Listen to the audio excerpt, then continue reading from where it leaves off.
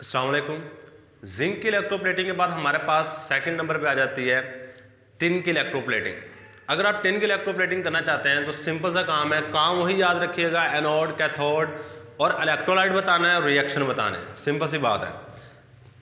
Anode पे क्या reaction हो रहा है, कैथोड में क्या रिएक्शन हो रहा है, और इलेक्ट्रोलाइट एनोड किस चीज़ का बना हुआ है और कैथोड किस चीज़ का बना हुआ है। ये 5 चीज़ें आपने बतानी होती है कोई भी इलेक्ट्रोप्लेटिंग आ जाए, कोई भी इलेक्ट्रोप्लेटिंग आ जाए।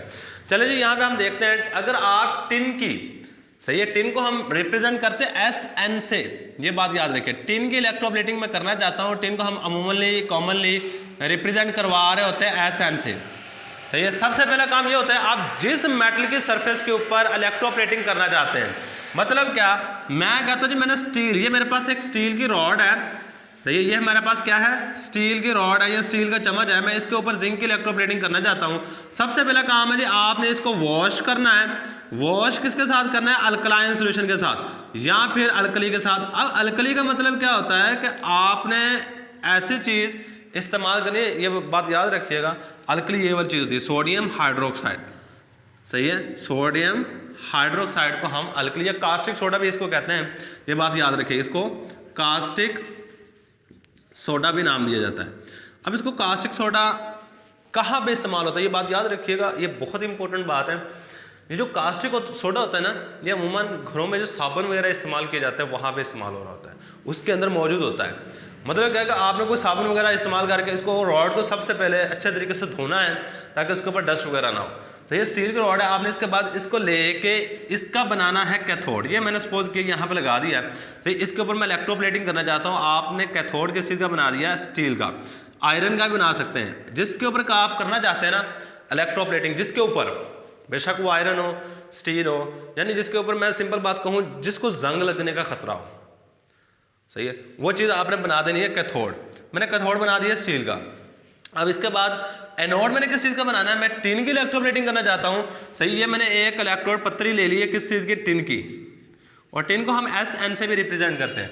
और इलेक्ट्रोलाइट, सबसे मोस्ट इंपॉर्टेंट बात होती है इलेक्ट्रोलाइट। इलेक्ट्रोलाइट किस चीज़ का इस्तेमाल करना है, इलेक्ट्रोलाइट हम जो यहाँ पे इस्तेमाल कर रहे होते हैं वो होता है एनोड, जो कि टिन आपने लिया है, इसका कोई साल्ट हो।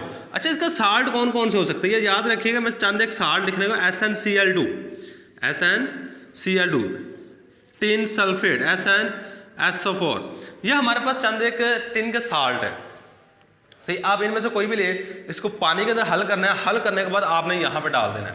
अब नेक्स्ट काम क्या है जी, आपने इसके अंदर से करंट गुजारना है। अब anode is made up of zinc, यहाँ पे टिन आ जाएगा, सही, यहाँ पे क्या आ जाएगा, टिन। एनोड किस चीज़ से बनाना है, आपने टिन मेटल का बनाना है। आयरन या फिर स्टील को आपने कैथोड के तौर पे यूज़ करना है। ये देखें, ये मैंने स्टील लिखा हुआ है, कैथोड किस चीज़ का बना होना चाहिए, आयरन या स्टील का।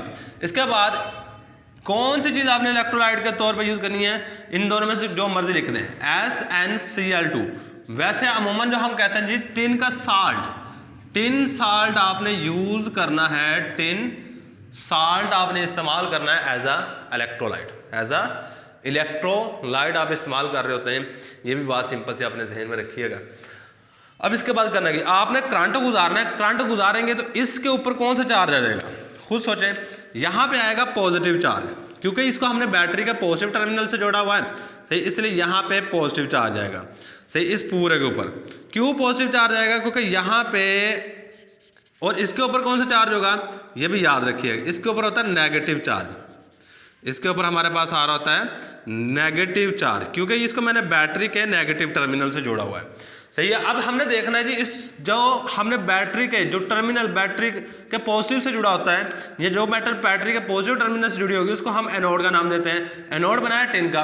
अब टिन पे हमेशा क्या होगी, एनोड पे हमने कहता है जी, हमेशा एनोड पे ऑक्सीडेशन होती है, हमेशा एनोड पे ऑक्सीडेशन होगी, सही। अब ऑक्सीडेशन का मतलब क्या है, इलेक्ट्रॉन के हवाले से लूज ऑफ इलेक्ट्रॉन, क्या होता है, इलेक्ट्रॉन देने की सलाहियत है, कोई एटम अपने अंदर से इलेक्ट्रॉन निकाल रहा है, इस चीज़ को हम ऑक्सीडेशन कहते हैं, सही। अब यहाँ पे होगा क्या, जो SN होगा ये अपना इलेक्ट्रॉन निकालेगा और SN+2 में चेंज हो जाएगा, और यहाँ पे 2 इलेक्ट्रॉन्स आ जाएंगे, सही। ये पहला काम हुआ, यानी कि यहाँ पे क्या हो रहा है जी, SN+2 में चेंज होकर 2 इलेक्ट्रॉन यहाँ पे देता है, और यहाँ से निकल के सोल्यूशन में आ जाता है, यहाँ से निकल के ये सोल्यूशन में आना शुरू हो जाता है, सही है। और क्या होता है हमारे पास आगे देखें, इसके ऊपर पॉजिटिव चार्ज है, इसके ऊपर पॉजिटिव पॉजिटिव पॉजिटिव, तो इन सब के ऊपर पॉजिटिव चार्ज है क्योंकि SN के ऊपर पॉजिटिव चार्ज आ रहा है, यहाँ पर गौर कर लें। अब होता क्या है कि इसके ऊपर नेगेटिव चार्ज होने की वजह से ये इन पॉजिटिव चार्ज को अपनी तरफ अट्रैक्ट करता है, इन पॉजिटिव चार्ज को अपनी तरफ अट्रैक्ट करेगा।